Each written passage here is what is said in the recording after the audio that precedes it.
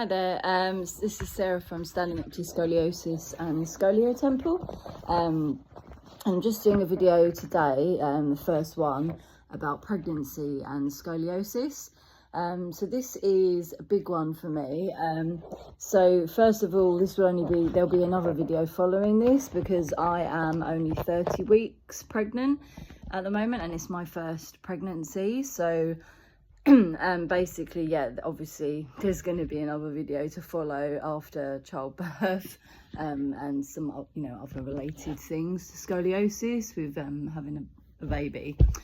But the reason I've done this video now so early on is because this is like a big topic for me. So I've like waited for so long, because I've known that being pregnant is going to be so important to me, my body awareness and my connection with my scoliosis, because I just know that a lot of the cause of my scoliosis is linked with traumatic childbirth that my mum had with me, because I've worked on myself for many years now and followed the pattern of my scoliosis and what seems to be causing it, and it is linked with my breech birth, where I was born bottom first folded in half, and basically I was born with a deformity, like with whiplash nerves and deformity, because my feet were stuck up by my head, and they had to literally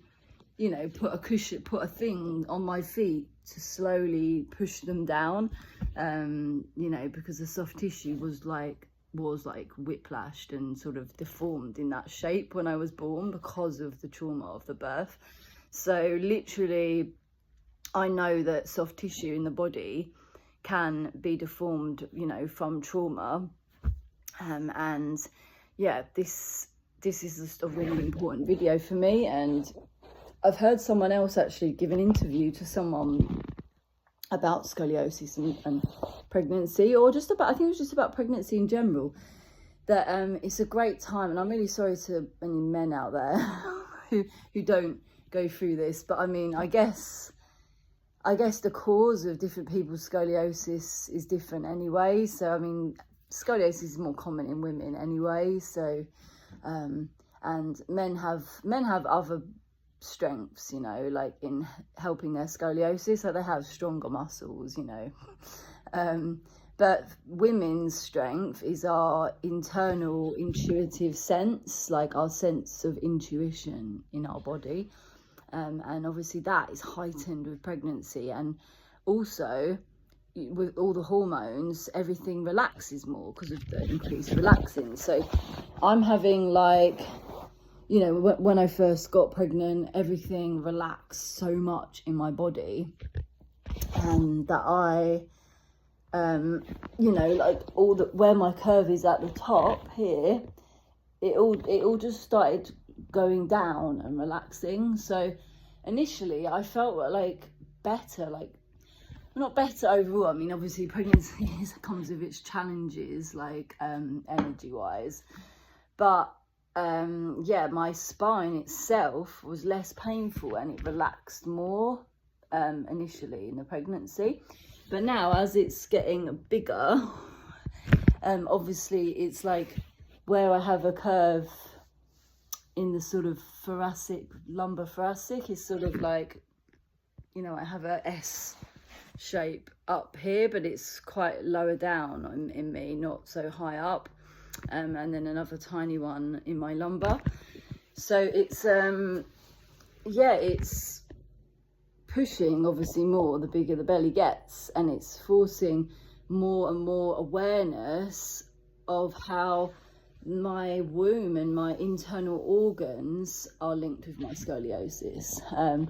So yeah, I have had probably then slightly increased pain in my back as things have got bigger. But obviously I found lots of things to do that I never would have discovered before if I wasn't pregnant, in how to help myself. So yeah, where do I start?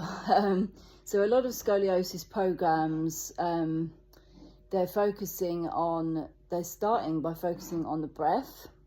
So I think that's a good place to start. And we should know that, like, anyone who has studied into biotensegrity and how all the body connects together in the fascia will know that the diaphragm and the breath is very linked with the pelvic floor, and there's also another connection with the jaw. So this whole mechanic of breathing is at the center of a lot of scoliosis rehab programs. But you know, and obviously, what I've found is that not so many go into so much detail with the pelvic floor part of it. So there's a lot of focus on the position of the pelvis, and the hips, the hip joints, the shoulder joints, you know. But what I've discovered preparing for childbirth is that a lot of traditional models of pelvic floor exercises and rehab are kind of more based on a Pilates model, where you're like squeezing, doing your kegels and squeezing it in, and like your pelvic floor is weak, you know, if you can't squeeze and tense it very well. So why is this relevant to the breath? So some people will see I posted a really good book by a woman called Claire Sparrow, who does a lot of research with the fascia, you know, watching dissections, and so she's really in the know of the latest research. And basically a lot of women breathe paradoxically, so that when they breathe in and the diaphragm moves down, the pelvic floor doesn't expand and lengthen and move down with it. It grips on and contracts. So basically, a lot of women have birth trauma, so it's quite a common thing, and it is linked with scoliosis. There is a lot of research showing birth traumas being linked with scoliosis. I mean, I've even read an article by a body worker on my, you know, Rolfing Structural Integration, I think it was, a magazine, where they worked on a baby, as a baby massage after the baby had the birth trauma, and they could see where the soft tissues were deformed. They were like over tight and over lengthened, overstretched, you know, in opposite areas from the birth. And they saw, you know, the postural alignment issues, like right from early on when the baby's lying down and trying to develop. Obviously the bones weren't wonky at that point. They didn't have a scoliosis, because some people can be born with a scoliosis, but that's a lot rarer for like I guess for a trauma to be that bad that someone's born with it.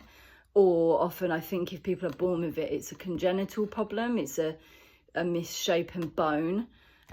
So this is where I go with my book and research. So if you've gone onto my website or seen like a page from the book that I'm writing about scoliosis and the fascial system and, you know, rehab, physical therapy rehab, you will see that there's a whole page on structural versus functional scoliosis and what really is structural scoliosis. And what you'll see is that that real structural scoliosis is, you know, is from a congenital, like a misshapen bone.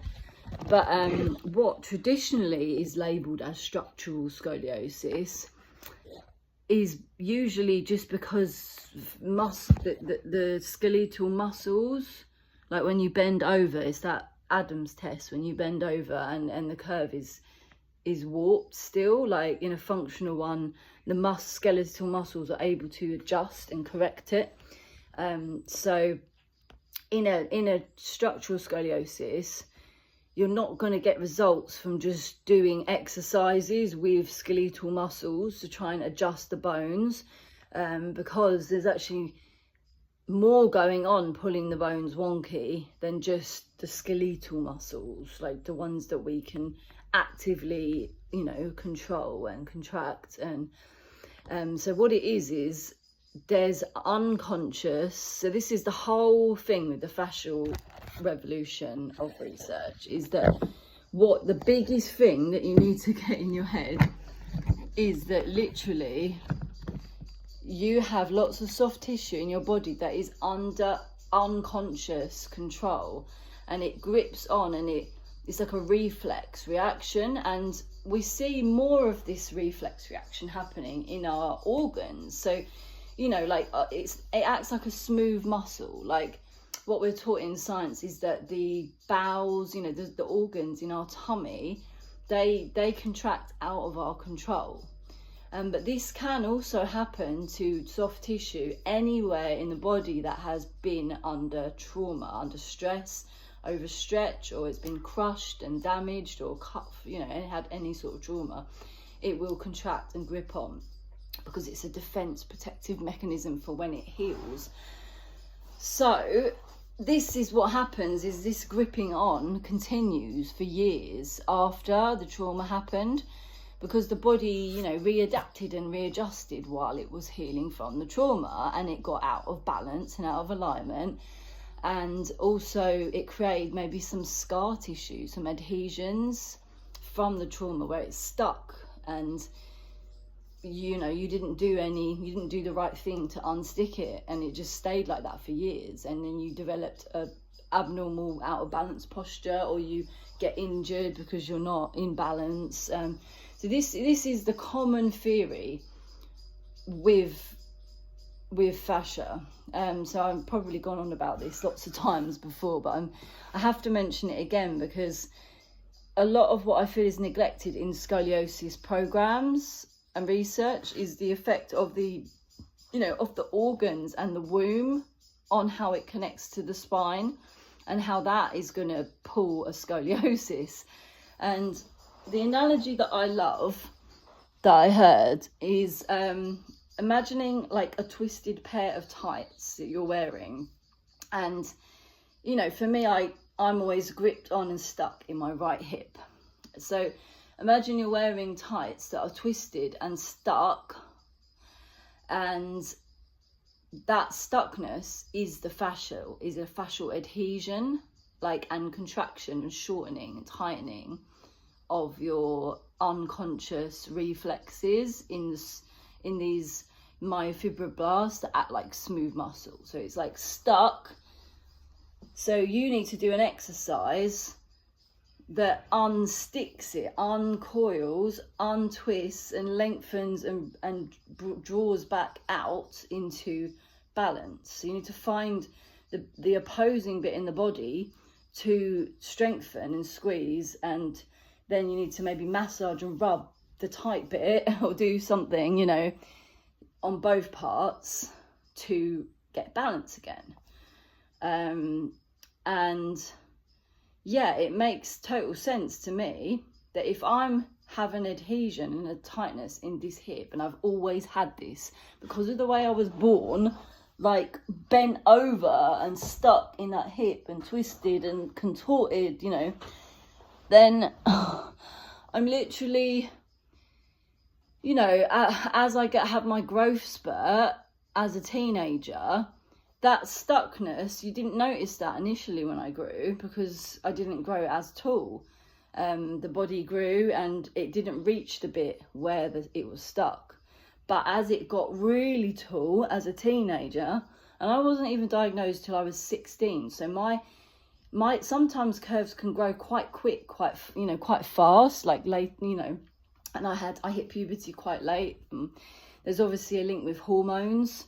And that's another thing. Hormones affect the elasticity of our organs, like our womb, our tummy. So it's so linked with, you know, there's this myofascia that unconsciously contracts and gets stuck.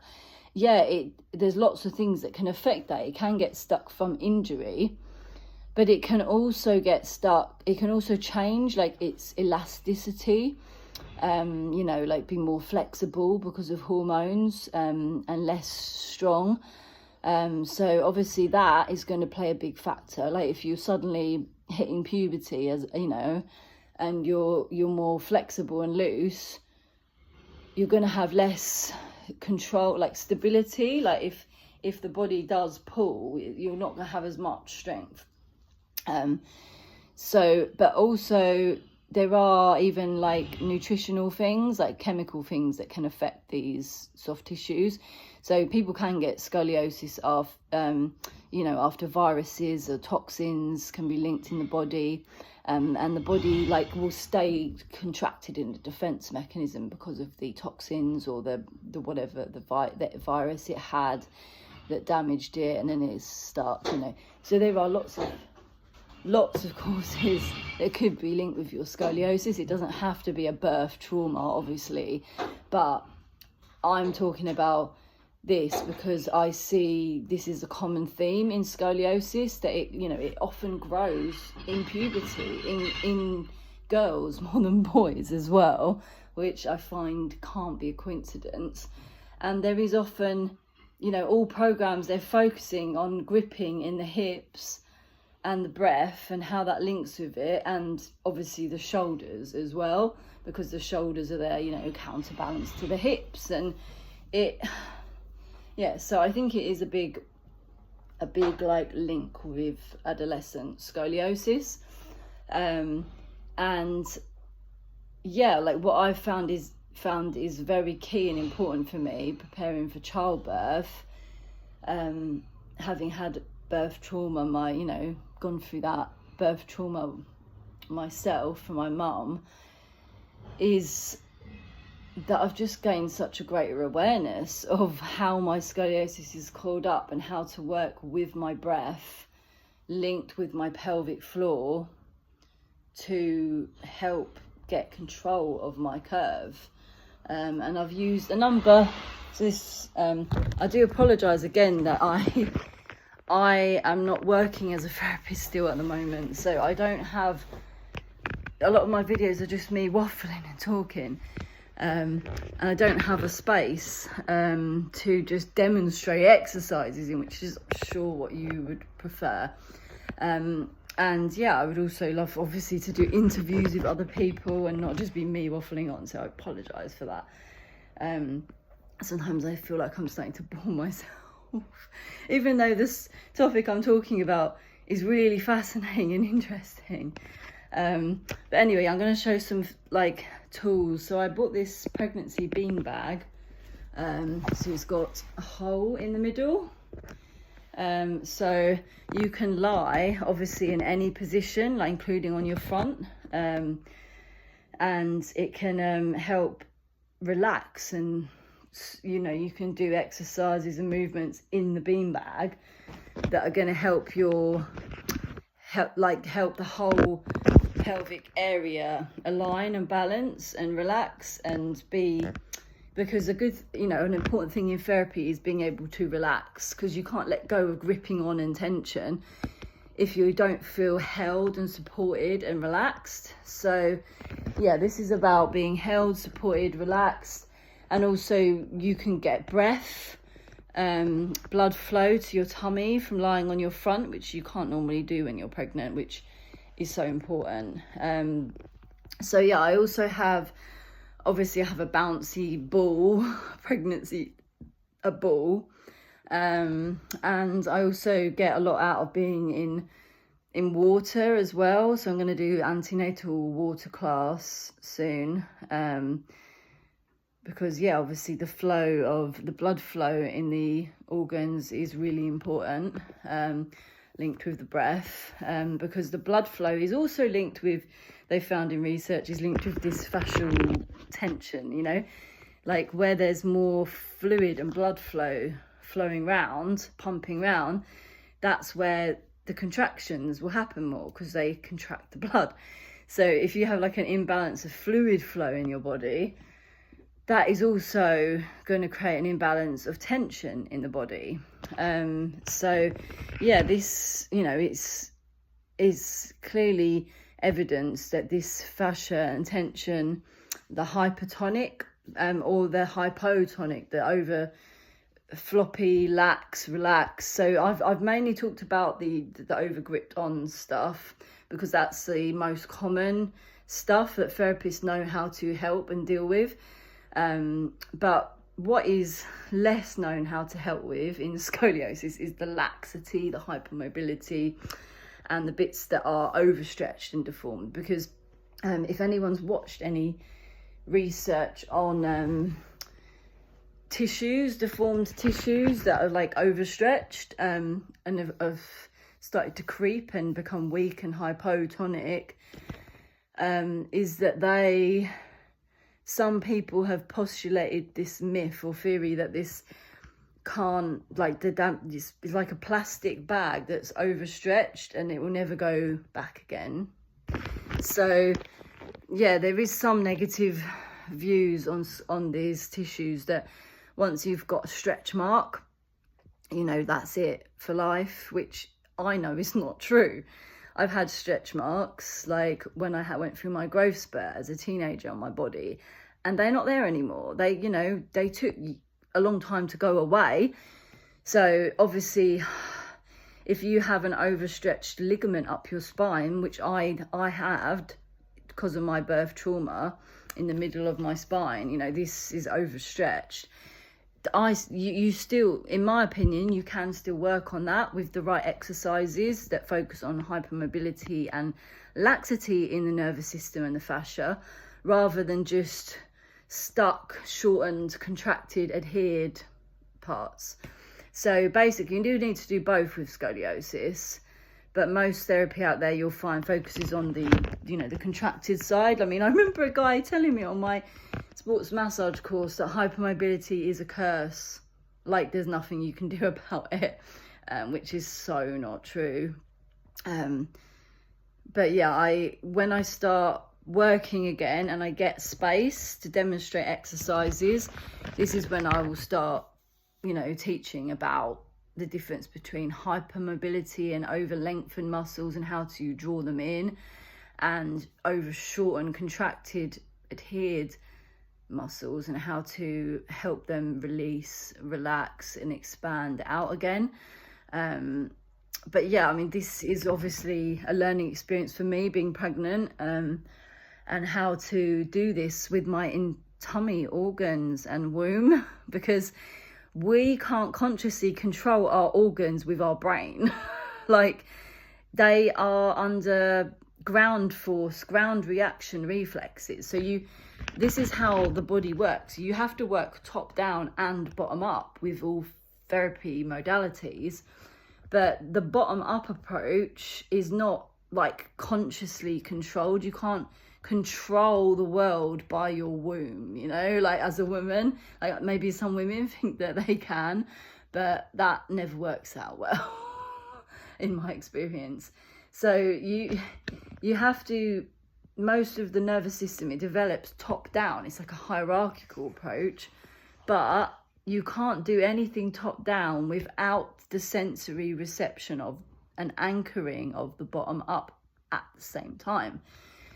And the sensory reception, I mean, we have more sensory receptors in our body than motor ones. So this sensory positioning of the pelvis and the organs and the body is more important. Like, if we don't get that foundation and rooting first, then our brain cannot even perceive what's going on, doesn't have a clue what to do. So, you know, that's the way I work, you know, from a bottom up approach, like a rooting, anchoring approach, not a controlling from the bottom up. And then I work top down with the nervous system. Like, if I'm doing massage on people or giving them exercises, you know, I will work a lot with the arms and the shoulders, and the alignment of the head and the neck, but I will make sure that this is always done, you know, with the bottom in the correct position. So yeah, at the moment, I take the similar approach working with my pelvic floor as well, like the positioning of my pelvis, you know, with the correct movements and rolling and things of my shoulders and arms, because one thing you don't want to do with scoliosis is collapse and fall further into the curve. And this is why the Schroff approach is pretty popular, because a lot it takes a similar approach in that you're sitting on a ball and anchoring the hips in the right position, but then you're you're using the arms. It's focused on lengthening and rising up, not just collapsing down into anything.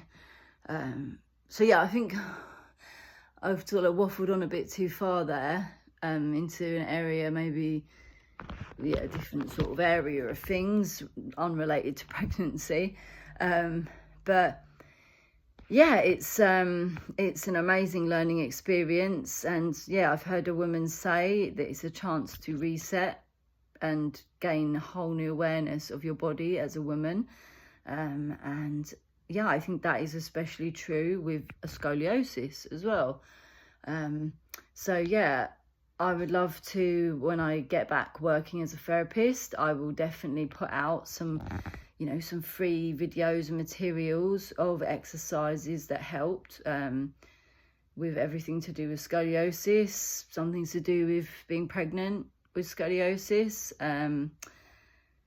And yeah, I hope this video has made some sense to people, and I highly recommend this lady, Claire Sparrow, and focusing on the way the breath and the pelvic floor link and connect together, because